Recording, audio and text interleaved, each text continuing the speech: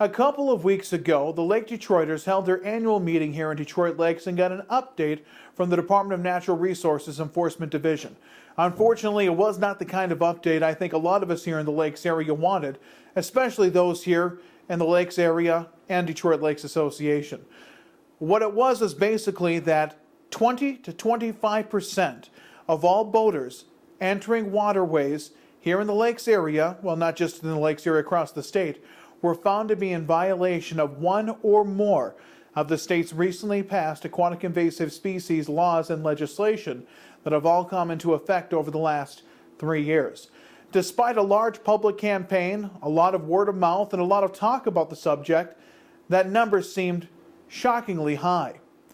In response to statistics like this and the continued battle against aquatic invasive species, the city of Shorewood last week became the first city in Minnesota to pass a citywide ordinance when it comes to Christmas Lake and a boat access they control there.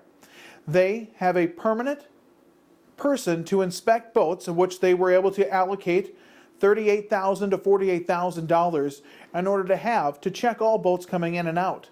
Now, they have a gate there as well, and they keep that boat access closed with the exception of 6 a.m. to 10 p.m., and no boat is allowed to go into that body of water without first being inspected by this paid water inspector.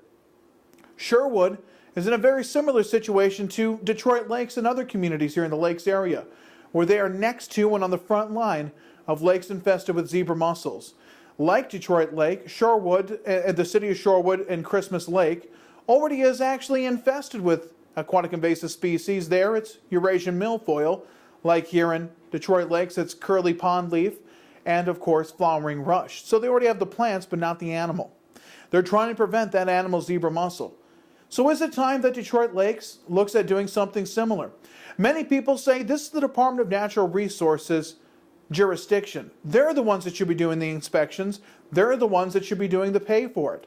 However, I am one that is not willing to let Detroit Lake or other Becker County bodies of water be sacrificed based on principles of who should actually pay for something. I think what Shorewood did is the right idea. We can't just sit around and wait for the state to do something. There are bodies of water that are under attack. Technically, they're all owned by the state. I understand that. But shutting down a public body of water is not an option. Quarantining them is not an option. What Shorewood is doing, I think, is a real option. And there's money to do it here in Detroit Lakes. We have the 1% food and beverage tax. I believe we could easily allocate some of that money in order to help pay for this watercraft inspector. I also think the lake associations may need to chip in money too.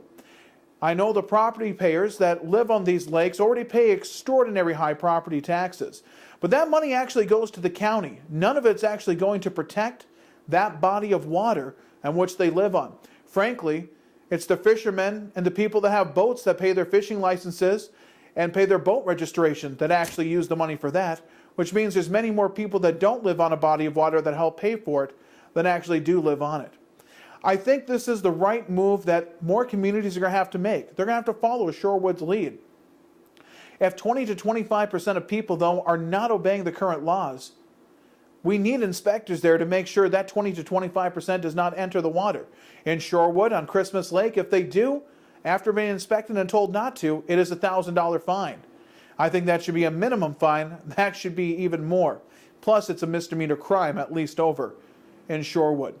Is this the next step for communities like Detroit Lakes to take in order to keep our bodies of water safe? I think it's one we have to seriously consider, because we all know how important tourism industry is to the lakes area, and we're not going to be able to get along if we don't have our lakes with us.